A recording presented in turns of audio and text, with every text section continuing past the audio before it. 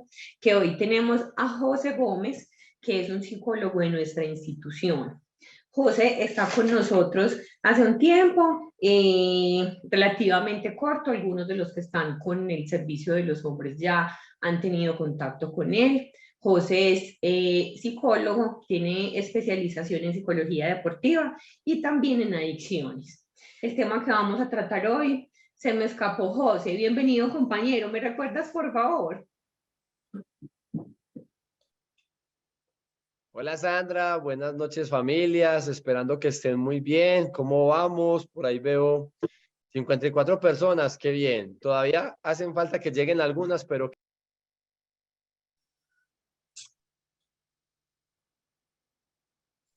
Se le fue el audio, por Se favor. quedó en silencio. Ok, ahí me escuchan, sí. Sí. Ok, qué bueno que estén presentes, 55 personas ya, 55 personas que representando a sus familias. Muchas gracias Sandra por permitir este espacio. Y bueno, vamos a trabajar porque yo creo mucho en la puntualidad. Entonces, vamos a empezar. El que vaya llegando, Sandra, usted le va dando inicio. Y precisamente en este primer momento, antes de presentar pantalla, bueno, los que puedan, el tema de la virtualidad creo que nos sirvió mucho en pandemia porque nos acercó, porque generó contactos que no teníamos, muchos aprendimos nuevas tecnologías a partir de esto, pero hay veces, no sé si les ha pasado y algunos de los que están presentes también tienen la posibilidad de tener reuniones, capacitaciones virtuales, y hay veces ver los nombres se vuelve muy apersonal. Entonces, por un segundo, prendamos las cámaras y observémonos un momento, es simplemente un minuto, para que nos veamos, para yo saber que hay personas detrás de esas cámaras y precisamente tener una posibilidad de tener más cercanía. Así estemos distantes, así estemos en diferentes municipios. ¿Alguien está fuera de Antioquia, del departamento, del país? ¿Alguien está fuera del país?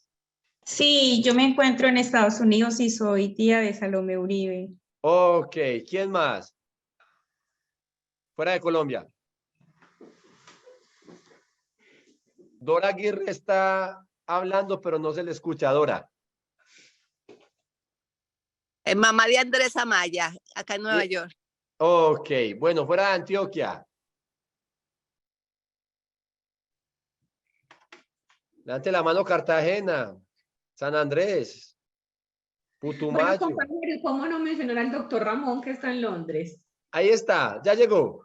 No está conectado hoy porque la diferencia Bueno. horaria en este momento pues es muy tarde, pero él siempre pues les extiende sus saludos y lo tenemos que recordar pues porque está fuera de Antioquia. Doris dice que no me escuchan. Ustedes me escuchan, hagan así si me escuchan. Doris, es tu dispositivo para que lo organices tú. Listo, muchachas y muchachos. Veo más mujeres que hombres. Qué bacano. Entonces, ¿qué pasa con este tema, muchachos? ¿Y cuál es la situación que precisamente vamos a trabajar el día de hoy? Entonces, vamos a entrar ya. Vamos a dejar un espacio al final. A mí me gusta mucho ser interactivo y van a haber unos momentos donde la idea es que participemos, que no sea tan técnico, pero que tampoco se vuelva muy experiencial. ¿De acuerdo? Gracias. Entonces, vamos a generar este espacio. Sandra nos me ayuda con la logística. Claudia Arboleda está en un almacén. A ver, Claudia Arboleda, ¿qué va a comprar? Está como a los perritos, le va a comprar comida a los perritos. Muy bien. Ok. Decime, Sandra, ya voy a compartir pantalla. Ya, puedes compartir, compañero. Adelante. Okay. ¿Yo puedo ver pantalla o no? A mí se me proyecta la presentación. Son los bloques del servicio de los hombres. Ok, ya. Ahí se evidencia. Sí. Pero muy melo. Muy melo. Ahí está bien, muchachas. Sí, se ve muy bien. Ok, bueno. Entonces, Sí, ¿qué me pasa? disculpas. Me disculpa, Sí. doctor. El tema de hoy, ¿cuál es? Allá vamos. Tranquilitas. Entonces, quisiera iniciar precisamente con una imagen que es de nuestra institución. Claro que ya en esta parte ya tenemos el letrero de Serví, ya algunos lo han visto, pues el nombre. Lo que yo siempre les menciono a las familias cuando llegan a su familiar, cuando llegan a su hijo, cuando llegan a su hermano, a su esposo, cuando llevan a su sobrino, a su nieto, y es precisamente que en el proyecto de vida ninguno de nosotros está proyectado llevar a este tipo de instituciones a un ser querido.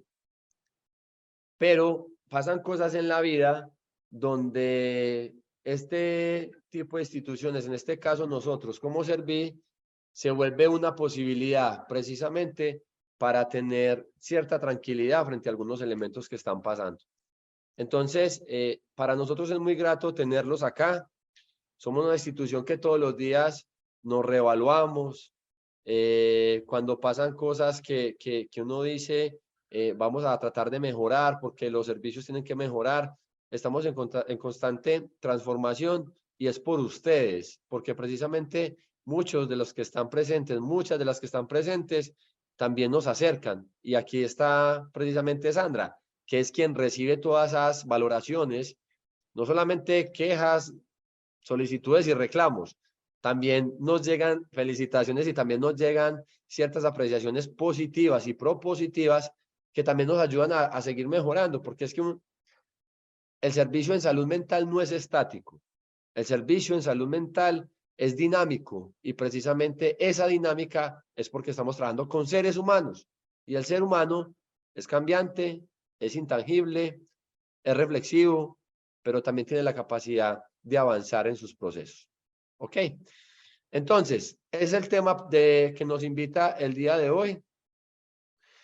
Es precisamente cómo nosotros, desde familia, cómo nosotros como familiares, podemos generar ciertos momentos. Entonces, hasta allí, límites que acercan. Ese es el tema de hoy. ¿Y por qué elegimos este tema? Y precisamente quise especificarlo en un semáforo. Y recordemos los que hemos tenido la posibilidad de conducir, de manejar, precisamente que nos encontramos con este tipo de herramientas en la carretera, que no es un guardia de tránsito, no es un policía, no es un referente de autoridad físico desde el ser humano, pero sí es un instrumento que da orden. Y precisamente cuando está en rojo es porque hay que parar pilas. Cuando pasa amarillo es porque, bueno, va a haber un cambio. Y cuando pasa a verde, precisamente podemos avanzar. Entonces, hasta allí es una propuesta que queremos brindarles a ustedes el día de hoy, buscando una forma de armonizar los límites. Y los límites vamos a tratarlos desde nosotros como seres humanos. No solamente las personas que llegaron a nuestra institución por alguna problemática, enfermedad social, consumo de drogas, porque ustedes saben que en la institución no solamente trabajamos con patología dual, sino que también hay unas circunstancias, unas enfermedades de salud mental que precisamente tienen que tener algunos límites y tenemos que tener algunos alcances precisamente para darle un mejor pronóstico. Hasta allí es una posibilidad de colocar un pare. Hasta allí es la posibilidad de pensarnos cómo y en qué momento podemos decir no.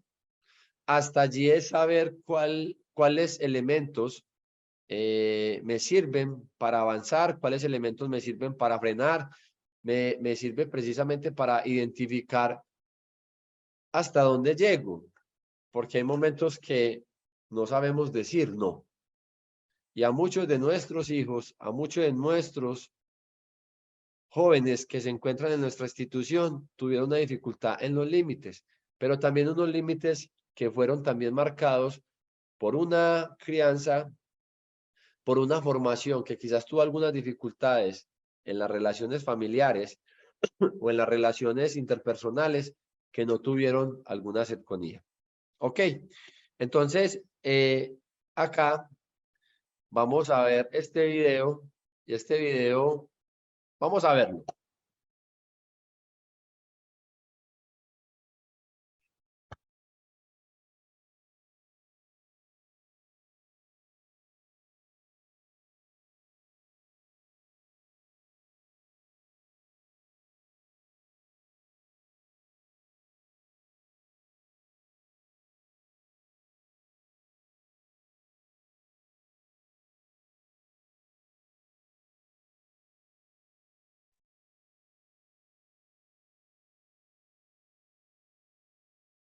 Y ahí cae. Esta modalidad de surf le llaman surf sky, algo así como surfing, dependiendo del cielo, llegando al cielo. Entonces, nacen dos preguntas. ¿Cuál es el límite? Pero también nace una segunda pregunta y es, ¿cuál es mi límite?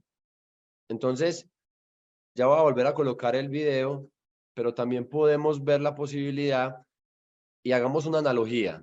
Y es precisamente frente a lo que pasa en el video. Y en el video podemos evidenciar que precisamente el deportista está con su paracaídas o su parapente, no sé cómo más le podemos llamar, pero precisamente él se está inclinando por el viento y él funciona a través del viento. Y el viento quizás es algo que no se pueda controlar mucho. Él tiene su control a partir de maniobrar bien estas redes y precisamente no sé, estos comandos para poder elevarse, inclinarse a la derecha, inclinarse a la izquierda. Pero notamos que el video, él en algún momento pierde el control. Él en un momento, hay un momento como vacío, como estático, como si se detuviera el tiempo, y precisamente eso generó en él quizás un susto. Y hago una relación acá con las personas que consumen sustancias psicoactivas. El consumo de sustancias psicoactivas sigue siendo debatible de acuerdo a la posición que yo tenga frente al consumo o no consumo de drogas, llámese cual sea. Entonces, muchos de los jóvenes que llegan a nuestra institución, los que vienen por patología dual, mencionan que precisamente ellos se sienten bien, en armonía con el consumo y que ellos no sienten que les coja ventaja. Ellos hablan de la voluntad. José, es que yo tengo voluntad. Cuando yo tenga voluntad de salir de las drogas, ese día voy a salir. Pero entonces hay algo que pasa con la voluntad y es precisamente que hay situaciones que no dependen de mi voluntad. Hagamos un ejercicio. Háganlo ustedes ahí en la casa con las personas que estén. Díganle al corazón que deje de latir en este momento. Se detuvo. ¿Cierto que no? Díganle no sé, a sus pulmones que dejen de realizar el proceso de respiración. Quizás yo lo haga aguantando la respiración y ahí deja de funcionar. Pero ¿cuántos segundos nos demoramos para necesitar otra vez el aire?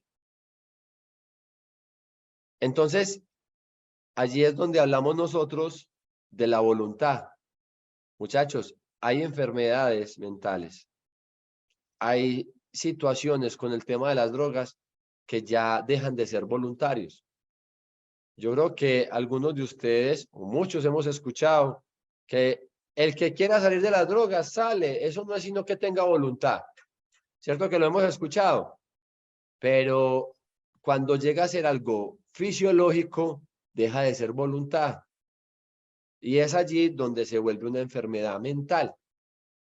Entonces, hay momentos que el consumir sustancias y el no consumirlas puede ser un acto voluntario.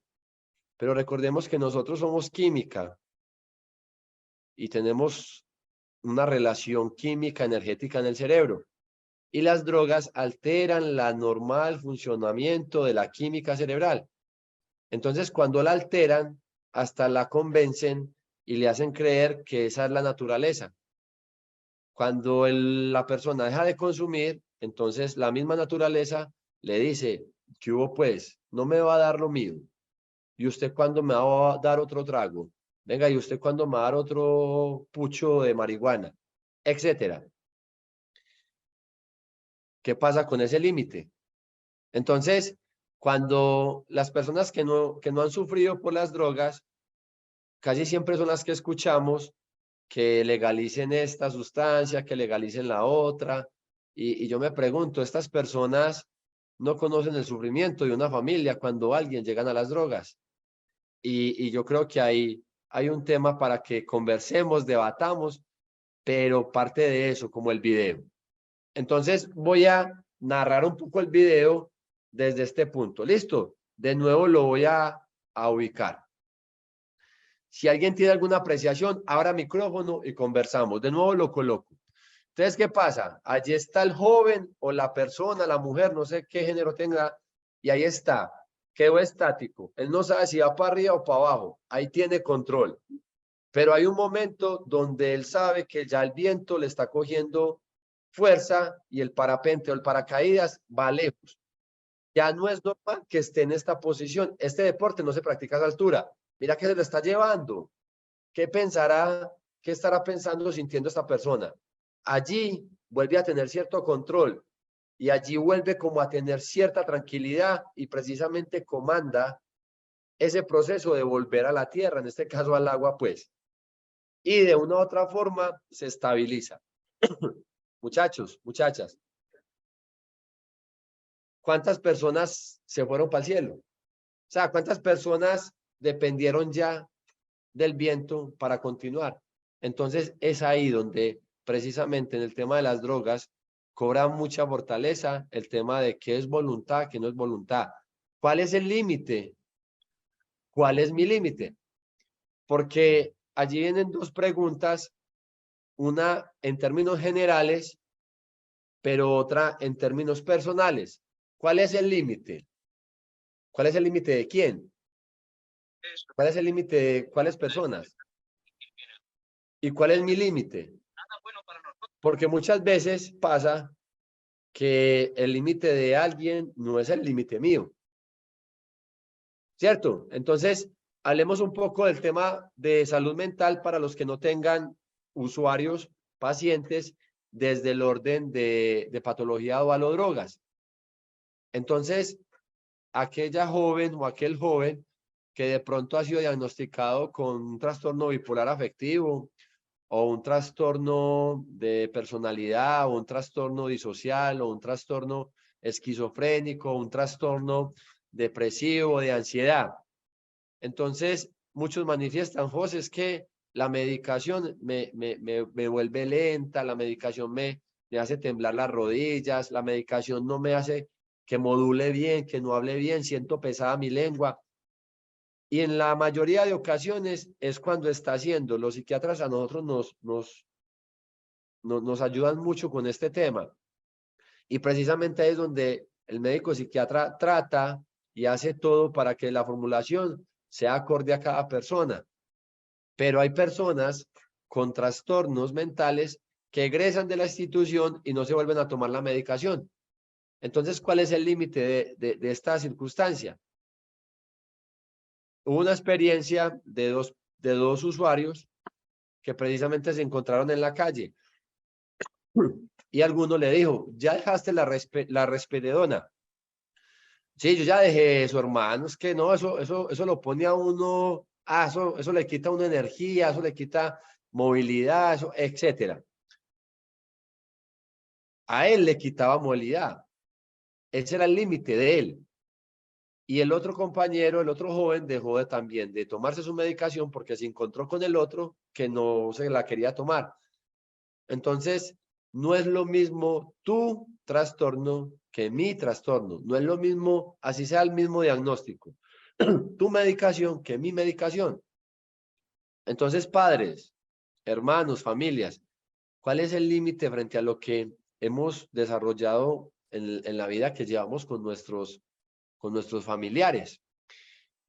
Y es allí donde precisamente nos encontramos o me gusta mucho hablar cuando hablo de límites, hablo mucho de dos personajes que precisamente realizaron una apreciación, y es precisamente el doctor Edward Hall y Robert Sommer. Se juntaron. Edward es un antropólogo americano y Robert es un psiquiatra alemán. Ellos generan esta teoría del espacio personal, y si lo leemos textualmente, en él nos indica precisamente que hay unos límites. Es decir, el espacio personal tiene un punto donde yo ya no puedo avanzar, donde yo ya puedo respetar. Si lo leemos textualmente, precisamente habla de los límites que tiene una persona en la que habita y también de un terreno físico, pero también se convierte, como lo coloco en rojo, en un lugar donde nos sentimos mental, física y emocionalmente protegidos. ¿Han escuchado alguna vez una apreciación, una frase que los límites protegen? Tiene que ver mucho con esta teoría del espacio personal de Edward y de Robert. Y es precisamente que ustedes en esos momentos están en sus casas, ¿cierto? Unos están acostados, otros están sentados, otros están parados en un supermercado, otros quizás están en el carro, otros están, no sé, caminando porque están aprovechando para salir a caminar. Entonces, coloco el ejemplo de alguien que alcanzo a visualizar. Leonardo, qué pena coloco tu ejemplo. Yo a Leonardo no lo conozco, pero estoy viendo en la pantalla que está en la habitación, ¿cierto? Él está en una posición cómoda, recostado en su cama. Leonardo, ¿cierto? Estás así, cómodo.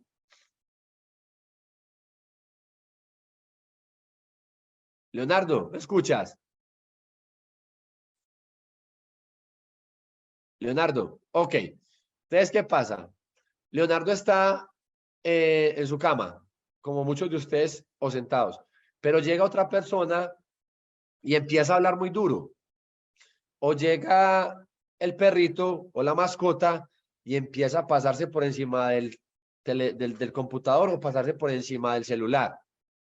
O están tocando la puerta en estos momentos muy intensamente, o empieza a sonar el celular los que están con pantalla de un PC. ¿Qué pasa?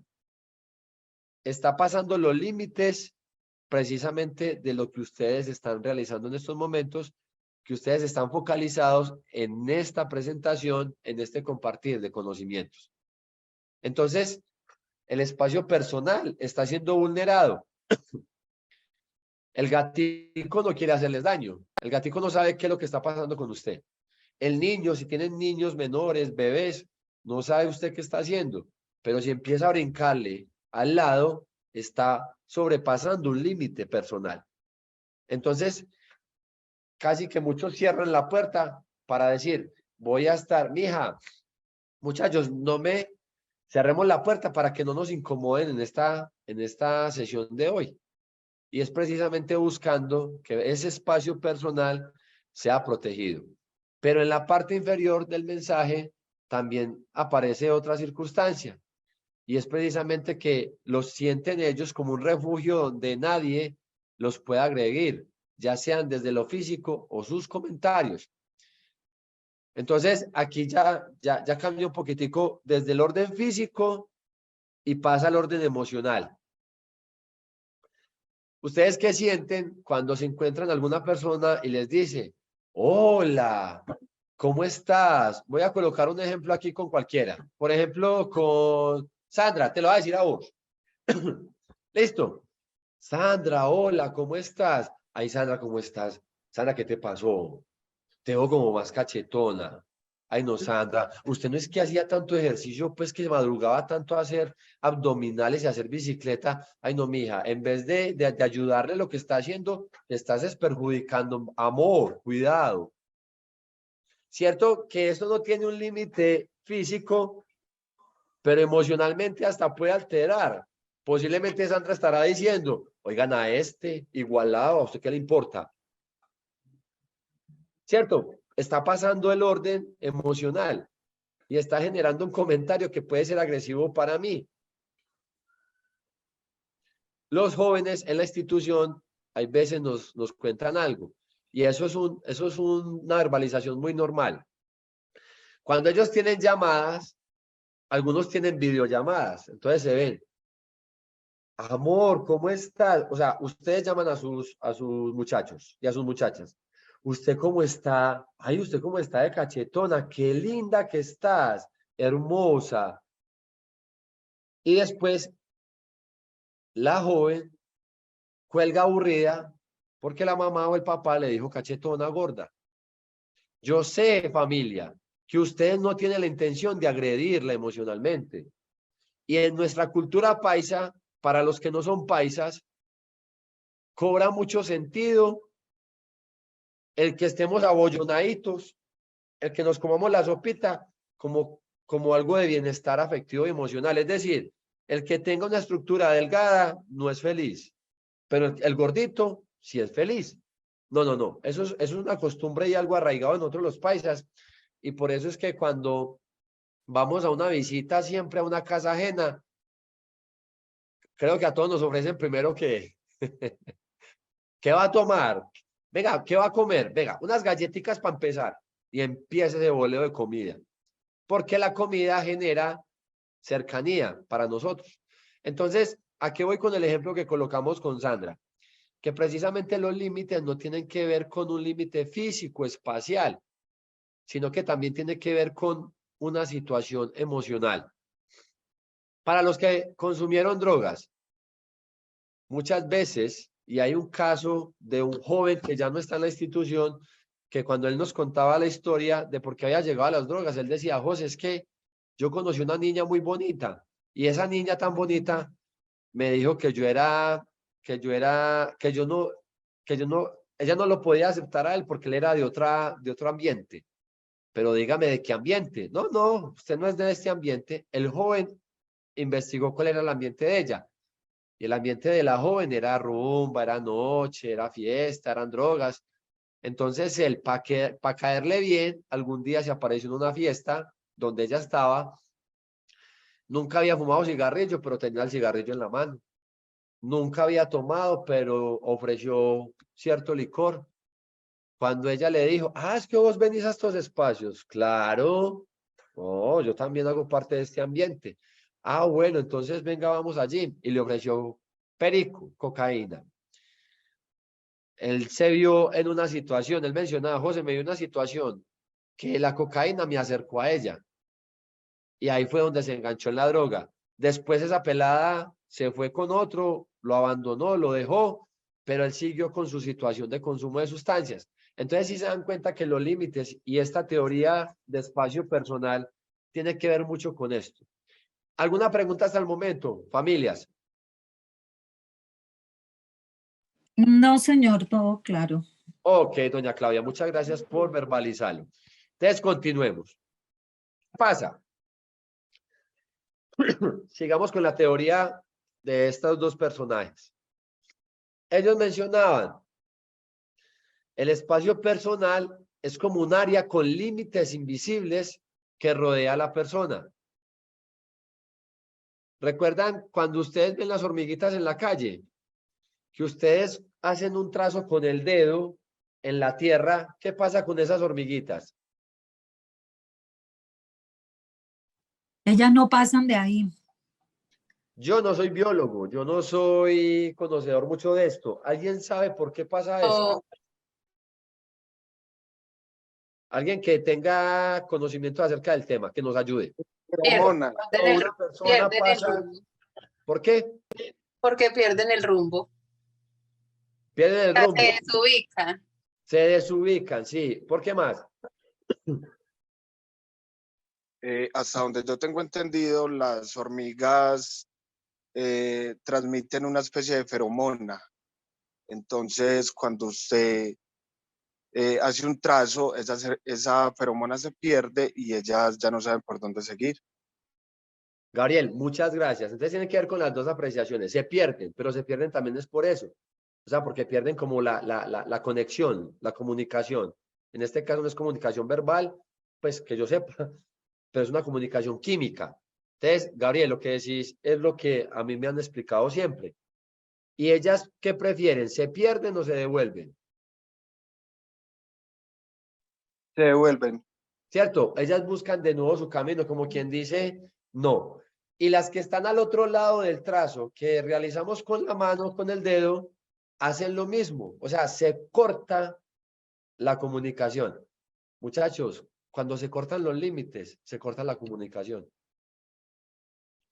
De más que en esta sala hay padres de familia que viven juntos, papás, mamás, abuelos. Y hay un dicho colombiano que dice que en mar revuelto, en río revuelto, ganancia de pescadores. ¿Cierto que sí?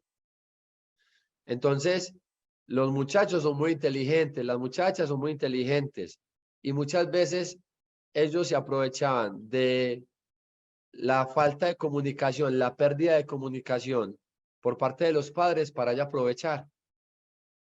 Entonces, viene otra situación anecdótica en la institución y esta es de una joven que precisamente no consumía sustancias, pero tenía unos comportamientos asociables muy marcados.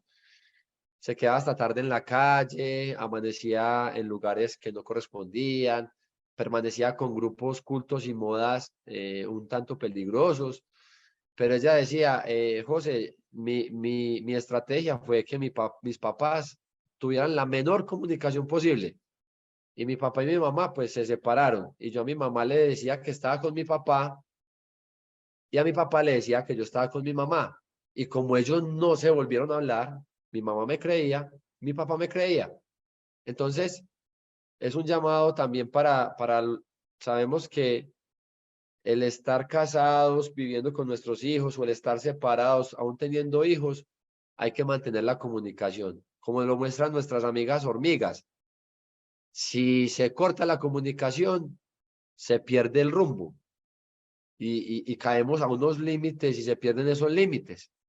Entonces, un poco aquí, volviendo a la naturaleza, como ellas precisamente nos enseñan que es muy importante la comunicación. Y aquí ellos hablan de comunicación química. Muchachos, esto es una pregunta para que la respondamos. ¿Cómo ejercen ustedes los límites? Entonces, existen unas variables en pantalla que precisamente tienen que ver con lo que en ocasiones a ustedes les ha pasado. Entonces, voy a relacionarlas un poco y ustedes van identificando con cuál se les parece a ustedes.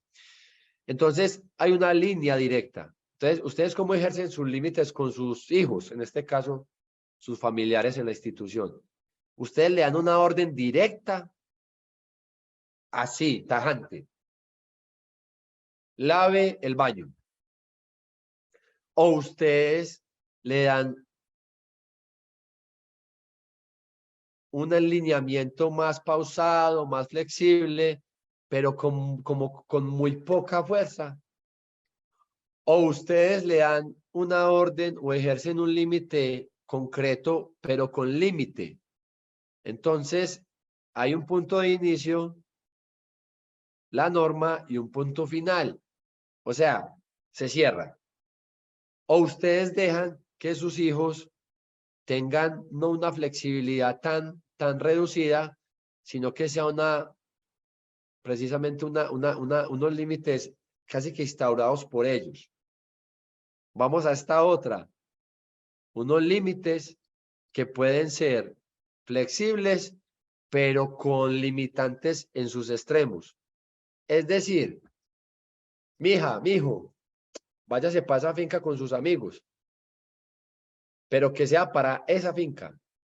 Y lo espero aquí por tardar a la 1 de la mañana. Entonces, está siendo flexible en ciertas situaciones, pero le está diciendo, pero que sea en esa finca.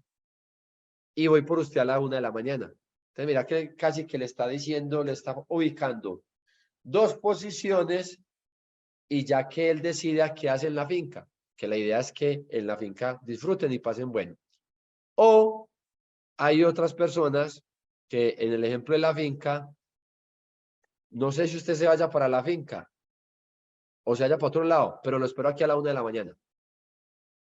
Entonces, de acuerdo con esta socialización, pensémoslo en cuál nos ubicamos nosotros. ¿Cuál es el límite que precisamente nosotros estamos generando con nuestros familiares? Y precisamente esos límites van marcados ¿en qué? Me imagino que cada uno ya se ubicó en uno de los siguientes ejemplos. Pero ¿esto con qué se relaciona? Perdón. Esto se relaciona con lo siguiente, y esto es un diálogo muy aterrizado a lo que está pasando con nosotros en la institución y lo que pasa con ustedes. Entonces, ¿cómo es el límite, muchachos, con la receta médica para los que tienen medicación en estos momentos en la institución? Ténganlo por seguro, familias, que nosotros en conjunto con los enfermeros, los jefes de enfermería, recetan de una manera adecuada y le dan a cada paciente, a cada joven, a cada hijo de ustedes familiar, la medicación en la hora que es. Es decir, nosotros estamos pendientes de los horarios, pero hay una situación que pasa cuando ellos egresan de la institución, y yo creo que a muchos les ha pasado porque muchos no es la primera vez que están en una clínica de salud mental, y quizás esta situación ha sido reiterativa en otros momentos, y es que muchos dejan de serles fiel a la medicación. Muchos dejan la medicación. No, es que más que yo ya no estoy allá en Serví. No, eso era porque estaba allá, ya que yo no necesito. Si el psiquiatra no ha desmontado la medicación, nosotros como personas, como usuarios, como pacientes, no tenemos la facultad de hacerlo. Eso es algo que también hace parte de nuestra cultura. Y yo creo que no me voy a equivocar con muchos. Yo me imagino, y yo casi que doy por sentado, que en cada casa de ustedes existe un cajón con medicamentos, con remedios, como decimos en Antioquia. ¿Cierto que sí? ¿Por qué hay medicación si ustedes están aliviados? Entonces, ¿se acuerdan cuando nos dio esta infección en la garganta? Que fuimos a medicina porque teníamos las amígdalas inflamadas y el médico nos envió X pastillas. Digamos que nos envió 12 pastillas de algo, un antibiótico. Inyecciones, 3 inyecciones. Resulta que con las inyecciones me sentí mejor. Redujo el dolor, la inflamación, ¿cierto? Y también el tema de la infección. Pero en la 6ª pastilla, en la 6ª tableta, yo ya me siento mejor. Y yo digo, no, pues yo ya me alivié. Pues yo, ¿para qué más medicación? ¿Y qué pasa con esas 6 tabletas que quedaron pendientes de amoxicilina? Allá están en la gaveta. No deben de estar allá. Ustedes, ¿por qué no siguieron? Nosotros, ¿por qué no seguimos la instrucción médica? Yo no sé si en la sala existan médicos. Y si existen médicos, qué bueno que nos ayuden con algo que alguna vez uno me informó. José, por ejemplo, en la infección, hay síntomas externos que desaparecen, que es precisamente esa primera parte de la medicación. Ya la persona se siente bien, ya no le duele al tragar, ya no tose, ya no tiene flema, la inflamación se le va. Pero el resto de la medicación es la que actúa en la parte más central de la infección, es decir, la que no se ve. Si hay un médico aquí o una enfermera, por favor, nos informa si es real lo que estoy diciendo. ¿Qué pasa con esto? Hola José, buenas noches. Maestro, ¿cómo está? Muy bien usted, les habla Robinson. Hola, Robin. ¿Bien o no? Robin, cuénteme pues, papá, ¿cómo es este tema? Bueno, José, acá mirando lo que usted está tratando el día de hoy, entonces tiene mucha razón, ¿cierto? Un médico a nosotros nos envía un tratamiento y es un tratamiento que lo define según los días, pero entonces él lo define es porque tiene pues como una causa, ¿cierto? Una de las causas es porque uno puede tener, pues, siguiendo con la infección de garganta, ¿cierto? Que puede presentar, entonces pueden haber virus, hongos o bacterias, ¿cierto? Y dependiendo al microorganismo que tenga, pues eso lo define, ellos donde definen el antibiótico para poder matar este microorganismo. Si nosotros no Ajá. utilizamos el tratamiento completo, entonces no lo matamos del todo, o sea, ¿cierto? Entonces nos vuelve a dar la misma infección a los 15, 20 días, ¿sí? Robin, Más o menos es excelente, así. ¿no? Eso es lo que nos han explicado. Entonces, si se dan cuenta, vayan y revisen ahorita el cajón de los medicamentos y hay medicamentos ya vencidos.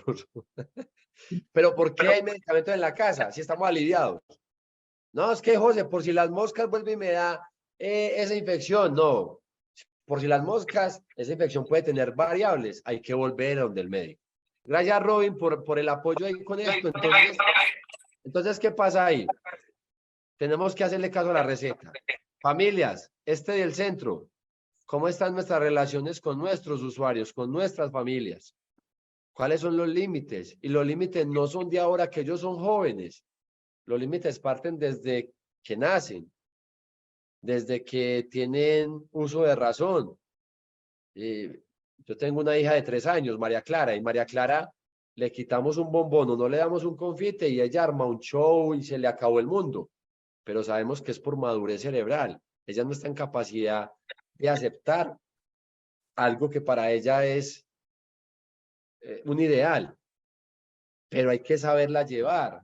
O sea, no darle todo en su momento, porque entonces ella va a pensar que todo se puede dar.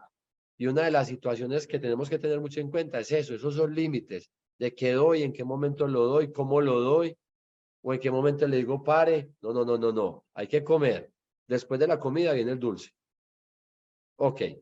Tenemos en la institución personas que tienen dificultades o enfermedades asociadas a los alimentos, anorexia, bulimia y otros.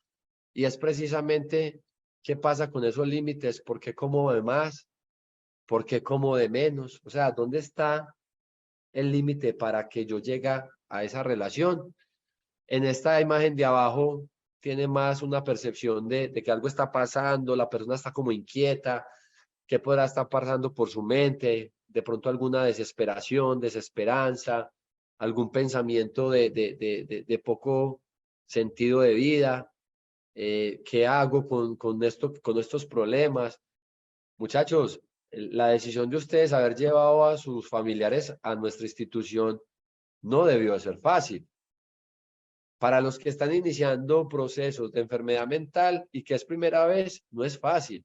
Es que, como decía al principio, en nuestro proyecto de vida como familia no está determinado que a los 14 años yo lleve a mi hijo a una clínica de salud mental.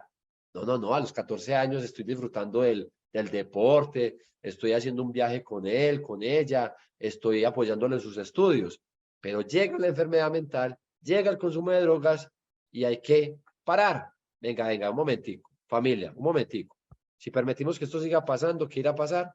Paremos. Y aquí, esta última, precisamente, que tiene que ver con el consumo de sustancias psicoactivas. Esto es la relación que queremos precisamente manifestarles a ustedes frente a lo que pasa en la institución y frente a este tema de los límites y la importancia que tienen ellos para acercarnos. Lo decíamos al principio, límites que acercan. Es que si yo tengo adecuados límites, eso genera bienestar, eso genera empatía, eso genera, un agrado por lo que estoy haciendo. Acá hay una frase que precisamente buscando me encontré y me parece muy adecuada a lo que estamos hablando, y es precisamente de este autor Brown, que lo quiero leer textualmente y dice: atreverse a establecer límites se trata de tener el valor de amarnos a nosotros mismos, primero yo, e incluso cuando corremos el riesgo de decepcionar a otros. La mayoría de veces que que pasamos los límites, ni siquiera es por decisión propia. Quizás es por decisión o agradarle a otros, o porque el otro quede bien, o porque quede ir al otro donde yo diga que no. Y lastimosamente, gran parte de nuestra sociedad depende mucho de lo que piense el otro, de lo que diga el otro, de la ropa, de cómo estoy estéticamente, de dónde vivo, que si tengo un carro X, un carro Y. Los jóvenes que están en nuestra institución, a la mayoría, a todos, trabajamos mucho en la autoestima. Y precisamente la autoestima desde el autoconcepto. Usted se valora, usted se quiere, usted se ve en el espejo y ¿qué le gusta de usted? ¿O qué no le gusta de usted? Entonces, esta frase tiene mucho significado precisamente a la autoestima que debemos de tener y precisamente cómo tenemos que valorarnos para precisamente poder tener el riesgo de aceptarnos a nosotros, no decepcionar a los otros. Muchachos, cierto que nos falta mucho en aprender a decir no. Cierto que eso es una constante normal en nuestras vidas. Cierto. Y hay veces, y pasa algo, y al que dice que no, es que como le digo que no, es que es tan buena gente. Por ejemplo, va a prestar plata. Es que como le digo que no. No, pero es que me ha quedado mal 2 veces. No, pero es que mira la situación que tiene. No, es que como le digo que no. Entonces, decir no se vale. Decirle no a la droga se vale. Decirle no al pensamiento que me quiere sacar de tomarme la medicación se vale. Tenemos que mejorar mucho, familia, en el tema de el límite desde decir no. No como pensar en negativo. Eso no tiene nada que ver con negatividad. Eso tiene que ver con los límites. Pero los límites partiendo del yo. Para después, es que si yo no me controlo, si yo no me limito en ciertas cosas, entonces ¿cómo controla al otro? Estos dispositivos, los que tenemos familia, hijos, muchas veces nuestros hijos ya tienen celular o algo y nosotros somos insistiendo, llevas 1 hora en el celular, llevas 40 minutos, pero ellos nos están viendo a nosotros constantemente haciendo esto. Entonces no hay coherencia. Entonces, yo me cuido, yo me vigilo, me pongo mi límite para poder colocarle límite a los otros. Muchachos, hay familiares que tienen a sus hijos en nuestra institución y están cometiendo los mismos errores por los cuales los hijos están en nuestra institución. Hay familiares que precisamente tienen dificultad en la norma y nos dicen a nosotros, José, ya le están trabajando la norma. Es que ese muchacho aquí no se bañaba. Es que él dejaba los calzoncillos tirados siempre. Usted están trabajando eso allá. Y habla uno con el muchacho y ellos nos dicen a nosotros, mi papá, ¿qué me va a decir eso si él es peor? José, mi papá llegaba borracho. O sea, porque él nos interna también como estoy yo. Entonces, démonos cuenta del discurso que estamos manejando. Y para eso son estos espacios, muchachos, para que también nos toquemos, nos sensibilicemos y hagamos algo, y hagamos todo para cuando nuestro familiar vuelva a la casa, ustedes no necesitan cambiar de casa necesariamente, cambiar de barrio necesariamente. Hoy una familia le decía a su hijo, mi amor, cuando vuelvas ya tiene tu habitación para ti solito. Nosotros consideramos que ese mensaje no estaba bien. Era la primera llamada. ¿Qué le quiso decir la familia ahí? Estamos sufriendo por ti. Sabemos que no es adecuado que estés allá, pero cuando salgas ya te tenemos un premio. No, muchachos. No, es que el premio es que estén protegidos y estén haciendo algo por sus vidas. Y ese es el mensaje que hay que llevarles a ellos. Que ustedes no se quieren deshacer de ellos dejándolos en servir. Que ellos no están hospitalizados porque ustedes no los quieren amar. No, a ellos no hay que darles una medalla, a ellos no es que darles un trofeo, ni un carro envuelto en un moño porque hicieron un proceso en servir. No. La gratitud es hacer el proceso. Y para ir terminando, muchachos, queremos agradecerles por haber participado de este espacio. Sabemos que ustedes también tienen muchas cosas que hacer, pero este espacio que le están dedicando los miércoles precisamente a escucharnos y que algo que haya dicho José hoy les pueda hacer clic en algo que posiblemente esté pasando y que de esta forma nos retroalimentemos. ¿Existe alguna pregunta, algún comentario, algo que podamos compartir, familias? José, maravilloso. Espectacular tu presentación. Muchas gracias.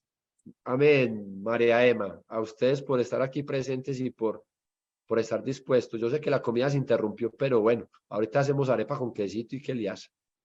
Así es, no hay problema. Pero vení, yo no sé dónde contestamos la encuesta, yo no sé hacer eso. Sandra.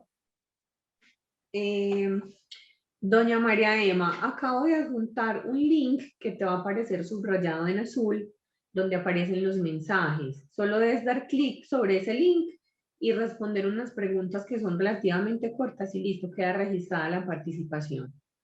Si continúa con la dificultad, mañana puedo enviarle un video por medio del chat para explicarle cómo se hace. ¿De acuerdo? Ok, mientras algunos... Ok, gracias, Sandra. Mientras, no sé, alguna familia tiene una pregunta, una apreciación, también algo para debatir, para eso estamos, muchachos. Mira, y tú mencionaste algo del Noche. premio. Buenas noches, sí. ¿Quién habló por allí? Qué pena. Soraya, hola. Penilla, de Ángel. Ángel, pues ya está en cuarta etapa. Darte las gracias por el espacio, por la reflexión.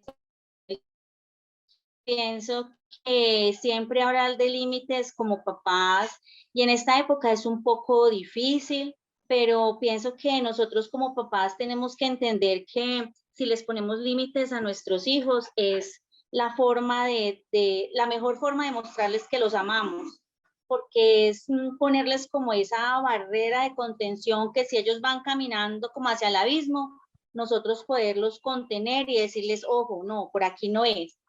Entonces a veces, no sé, y pienso que muchas veces me pasaba con mi hijo, uno poner el límite como que a veces uno se siente como malo, como que, ay, ¿será que estoy siendo muy autoritario? Y es muy complejo poder tener un punto de equilibrio, un punto medio, no ser ni autoritario ni permisivo. Es bien complejo llegar a ese punto, pero pienso que si uno aplica la norma, el límite con amor, todo puede funcionar. Y pues no sé, cómo darles una felicitación a todos los papás o familiares que estamos acá, porque tener algún familiar con una patología dual o patología mental no es fácil, no es nada fácil, y sentir que estamos haciendo el mejor esfuerzo, que estamos haciendo lo mejor por ellos. Gracias a todos, feliz noche. Soraya, muchas gracias por su apreciación y claro, aquí estamos dispuestos, familias, estamos dispuestos a apoyarlos en sus procesos y precisamente esa es la invitación. Aquí se están dando cuenta ustedes, familias, que lo que decíamos en el primer encuentro donde les damos la inducción, y es que precisamente sus familiares están recibiendo una información parecida, más específica, de acuerdo a sus situaciones. Pero ustedes como familia también tienen que prepararse, también tienen que hacer un proceso, también ustedes están haciendo un tratamiento externo y que cuando vuelva su muchacho, cuando vuelva su muchacha, lo que ustedes necesiten cambiar, porque eso no favorecía su proceso, háganlo. O sea, también parte de esa coherencia. Doc, yo tengo una pregunta. Lady, hola. Buenas noches. Yo me considero que era una persona muy permisiva con mi hija, porque yo siempre tuve, no sé si era muy errónea, porque yo decía, no hay que dejarla que queme esas etapas. Ella, pues es una mujer, nació como mujer, ¿cierto? Pero quiere ser hombre y se viste como un hombre. Y yo siempre decía, no, hay que dejarla para que queme esas etapas. Y ella no, ya siempre era eso. Entonces, mi esposo obviamente decía que yo era muy permisiva, pero era también como por eso, como para quemar esa etapa, y no tenía pues un límite. No sé si era porque la quería ver bien o era porque sí, era pues un pensamiento errado. Sí. No sé si me estaba haciendo bien o mal a eso. Lady, lo que pasa es que ese es el proceso particular de cada uno. O sea, yo no podría darte una respuesta tan objetiva sin conocer el proceso. Esto es algo que tenés que hablar precisamente con el terapeuta, con tu psicólogo, tu psicóloga de familia, de la institución. Pero sí, hay situaciones, Lady, que pensábamos que las estábamos haciendo de la mejor manera y con toda la intencionalidad buena, pero nos dimos cuenta que estamos cometiendo errores. Entonces, te sugiero que la respuesta vaya más enfocada desde el proceso con tu psicólogo para que precisamente no caigamos en este tema. Ok, mil gracias, Ok. doctor. Sí, Bueno, como es mi y- primera vez, en verdad tenía pues como esa inquietud. Ok, tranquila, paso estamos. Bueno, y de última, por allí tiene la mano levantada Olga Martínez. Olga, ¿cómo vamos? Buenas noches para todos, ¿cómo están? Muy bien. Bueno, no, yo solo quería intervenir, primero pues que todo dándole las gracias a servir y a todos los funcionarios pues que se encuentran en la institución. Mi niña ya mañana cumple un mes de estar en la institución y mañana, gracias a Dios, sale. La verdad, esta charla pues me parece valiosa en el sentido de que como hemos siempre dicho, los papás no traen, los hijos no traen un manual de instrucciones y uno muchas veces no sabe si se equivoca o no se equivoca. Y muchas veces, la mayoría de las veces es por eso, por la falta de límites, porque a veces nos vamos a los excesos de ser en la autoridad de siempre no o en la autoridad de decir que sí. Entonces es muy importante en ese sentido de poder que como bien, o sea, si es claro, uno a veces no quiere cometer los mismos errores que cometieron con uno, también hay que tener en cuenta de que son tiempos y situaciones diferentes que todos vamos presentando en la vida, ¿cierto? Quería agradecerles y también pues y decirles que esto es una oportunidad, que es muy triste lo que usted decía ahorita, que uno llegar con una niña de 14 años y tenerla interna en una institución así, pero la verdad, yo me siento bendecida. O sea, mi hija me ha hecho mucha falta este mes y la he extrañado mucho, pero es una tristeza, pues sí, extrañarla, pero con tranquilidad, porque sé que ha estado en buenas manos, sé que es un proceso que le va a servir y nos va a servir como familia. Hemos aprendido mucho y lo veo como una oportunidad de aprender y de mirar los errores que en su momento uno comete como padre sin hacer ese daño o tener esa intención de hacer daño, ¿cierto? Ok. Entonces, la verdad es un aprendizaje y una oportunidad que Dios nos ha dado, que es muy triste, pero yo sé que va a ser un comienzo y de eso, de esos límites, de esas disciplinas que uno muchas veces va perdiendo por el miedo a irse a los extremos. Entonces quería agradecerles como a todos y de verdad que muy bendecida con esa institución. Con todo gusto, Olga. Y bueno, el proceso comienza también cuando ellos egresan de la institución. Muchos éxitos. No, claro, para mí el proceso va a iniciar ahorita que empiece otra vez y ya retome su vida. Es ahí donde me voy a dar cuenta de verdad lo que ella aprendió, lo que todos aprendimos, pero ya vamos a tener unas bases y unas herramientas más sólidas para afrontar pues como la situación, ¿cierto? Y esperando pues que Dios nos ayude y que esto sea una experiencia no muy grata, pero sí muy significativa en la vida, de verdad que sí. Ok, Olga, muchas gracias.